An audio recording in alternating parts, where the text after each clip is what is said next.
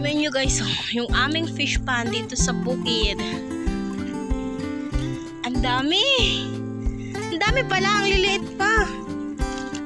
Ba't kasi hindi umaagos yung tubig?